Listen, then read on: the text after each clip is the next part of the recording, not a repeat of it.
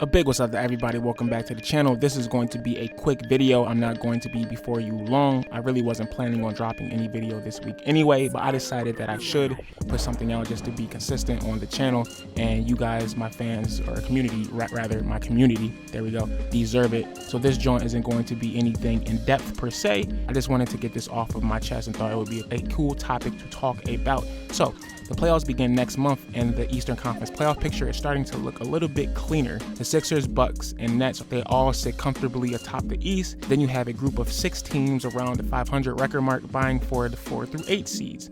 Among these teams are the Boston Celtics at 27-27. At that record and all the expectations that they had coming into this year, after the Eastern Conference Finals appearance in the bubble, they have been a huge disappointment. Like that's an understatement. They have played horrible, and that's just facts. You can blame injuries and the configuration and the poor configuration of their roster as the reason for their struggles this season, but at the end of the day, you cannot have a 500 record with 2 all-stars on your team. That's an excuse no matter how you cut it.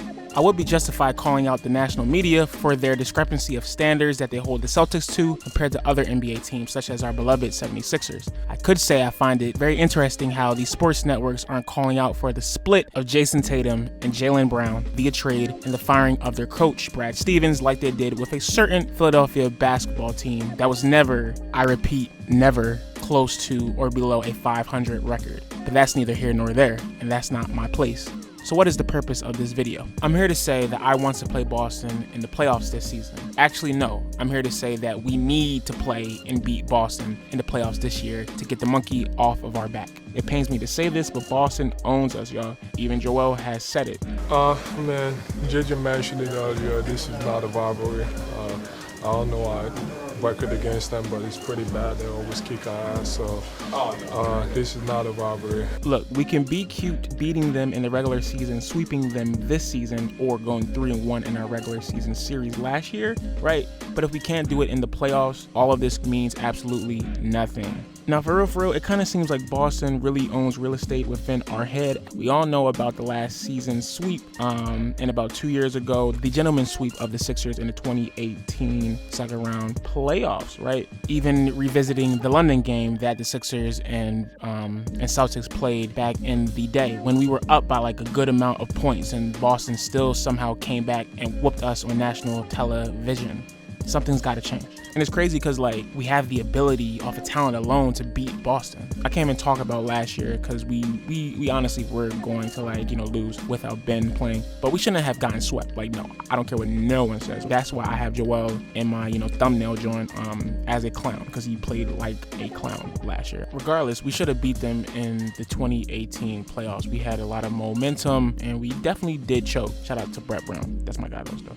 But anyway, between the coaching chess matches within the game, as well as the in-game player duels, Boston usually has our number. Now, one reason this could be is because Brad Stevens, Boston coach, and the Celtics have the personnel to throw different lineups at the Sixers. Their positionless small ball rotations confuse the Sixers' offense, that sometimes it definitely does stop Ben, and it can limit Joel Embiid. We cannot let this happen no more. Now, this could also be because Joel and Ben were young at those times, but it's time to grow up. Boston is the monkey on our back. They are the mental block between us and success. They are our kryptonite. Until we beat Boston in the playoffs when it actually counts, nothing is going to matter.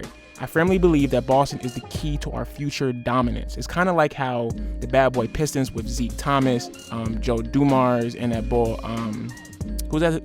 The tall bull, like tall white bull. I can't believe I forgot his name. That's crazy. But they needed to beat Larry Bird's Celtics to become, great and reach their actual potential. And Jordan's Bulls needed to overcome those same bad boy Pistons to realize their own greatness. Now, of course, those squads were champions, right? And I'm not comparing these 2021 Celtics/Sixers teams who haven't won to those teams, right? But the point still stands. Until Ben and Joel experience victory against their big brother franchise, we can expect more of the same whiny BS. No more scary yo, like high key. I've been seeing so many fans saying that, oh, I'm scared of Boston. Even Miami, right? Saying, oh, we can't play them. No.